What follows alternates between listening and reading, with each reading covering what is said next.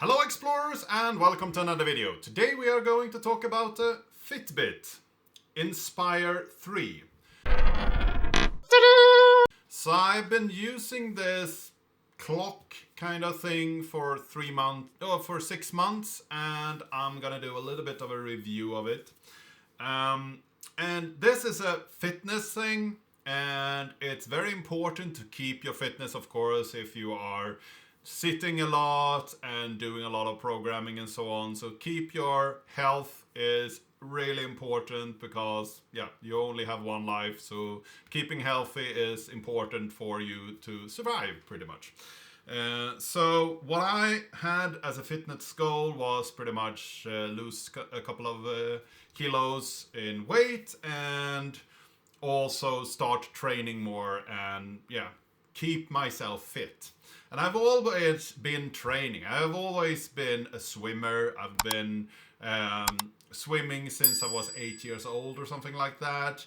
And I swam a lot when I was younger. But as I got older and as the pandemic hit, I didn't swim for a couple of years and so on. So now I have started again, which I was really thankful for. I'm trying to swim at least 3 to 4 times a week. And I swim with a club, and that club is already the local swim team, and I have been swimming with them for years. So I have no problem with actually helping me train, having what to swim, what to do, and so on. All that is already fixed for me. I only need to show up and do the actual work. But I wanted to have something that could track my progress, could track my health statistics, and so on. So I thought that maybe this Fitbit could be a good choice. I had for a long while been tracking it in Google Fit, adding information about weight, how long I swam, and so on. But I wanted to have something that was a little bit more automatic. So I thought maybe this could help me. And to go into the Fitbit, it might be a better fit for somebody that doesn't have a training regime already. That might be the case. Fitbit has both a free mode where you can just use it, and then you have a premium mode. I have not gotten premium at all. It's not super expensive, but I have not found a use case for it yet. So the premium will give you coaching, extra sessions, and so on. So you have a coaching tab here where you have a bunch of these kind of what is it called? PTs, personal trainers, and you have some relaxation and so on. Things that you can do, and you can also sign up with a particular PT and have them help you out to give you suggestions on how to perform your training. I have not that, don't have that need, so I have not gotten premium. You can set up health goals, both in weight, in calorie intake, how much water you should drink every day, and also how much meditation you should do to keep yourself healthy and feel relaxed and so on. I have set up these goals, but I have not really kept track on them. I know that I will swim 3 to 4 times a week if I can, and it's not really that important that I actually meet that goal. When it comes to what it tracks the number of steps you move, it tracks how long or zones of activity, how long those are, how many kilometers you have walked, how many calories you have spent. And if you sleep with the watch, you will get some sleep statistics, which was a little bit interesting. You can see how long you sleep, how long you have really good sleep, how deep you sleep, and so on. And you should have at least 1 hour of really deep sleep where you're not dreaming or anything like that, when you're pretty much shut off from the world. And I usually get that hour, and I usually get some REM sleep. I dream very seldomly, and I sleep about 5 hours a week, 5 hours a day. which might be too little for some people, might be too much for some people. It's very individual. Some say that you should have 8 hours of sleep. I don't believe that is really super important when in my point of the life. When I get older, I will probably sleep more, and when I was younger, I slept a lot more as well. The problematic part with sleeping too long for me is that I get a headache and I feel really bad. So I found a balance where I sleep enough to get rested, but not too much so I get a headache and feel bad the rest of the day. As I said, it keeps track on how long I've been swimming and how far. And you can put it into a swim mode. So you can say, now I'm training, and it pretty much locks down. So you can't do any operations on the clock and accidentally hit something. And it will only keep track on the time you have spent training, which is a little bit annoying. I would like to have like pulse and such information. If I was swimming something that was really high intensive, I would really like to see how high is my pulse at the moment. But that is not available to you. You can only see the time during training. And the pulse is not really that accurate anyway.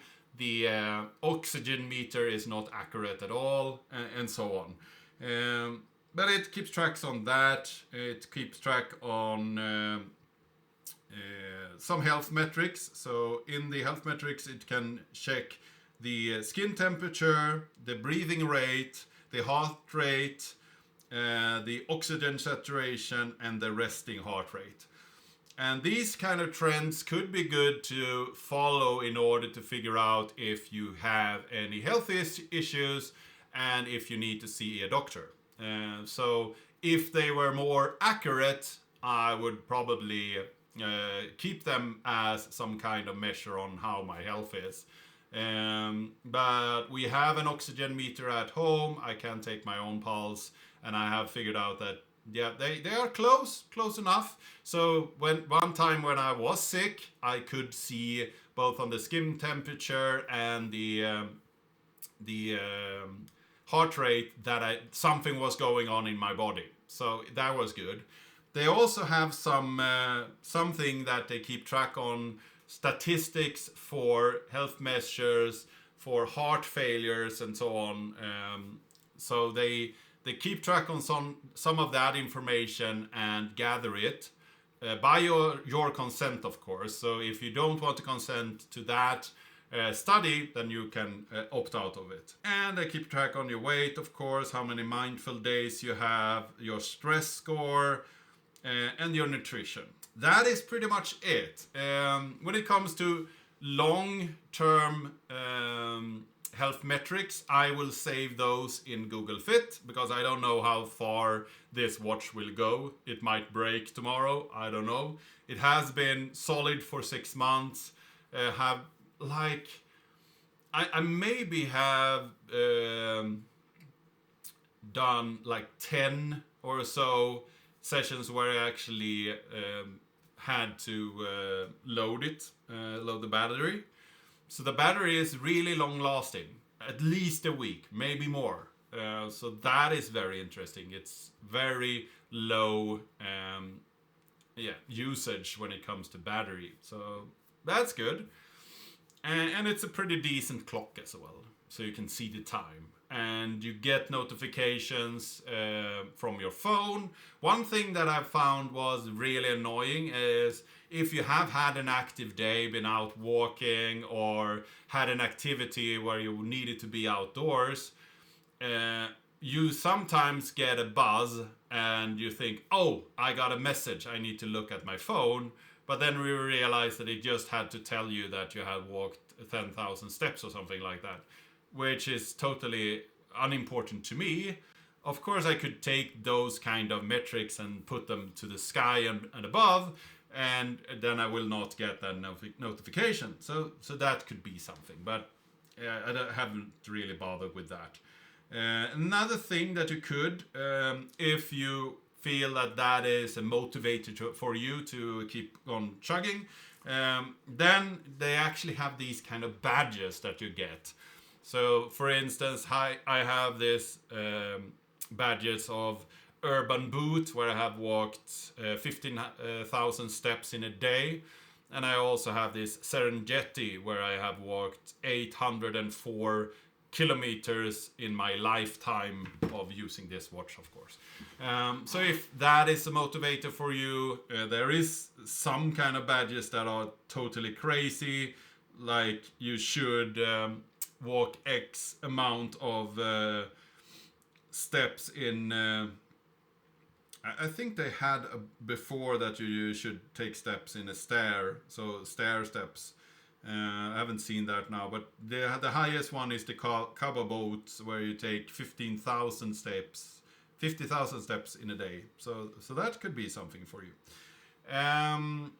Yeah, but other than that, I'm pretty satisfied with it. I'm not sure that I would get this watch today. It was not that expensive, like 60 to 80 bucks or something like that, depending on where you find it. So it's worth the money. I'm not dissatisfied with the product, but I would like some extra features and some extra settings to turn off stuff and have it a little bit differently. It's water resistant, so you can swim with it. That was the main reason I got this one. There is other watches from Fitbit and other vendors that are not water resistant, that you can't swim with. So if you need a swim watch, this is probably it. There might be another one out there that is even better. If you know about one, leave a comment about that in the comment section down below. If you like this video, give it a like, share it with your friends and colleagues. If you haven't subscribed yet, please do that. And I really hope to see you in the next video.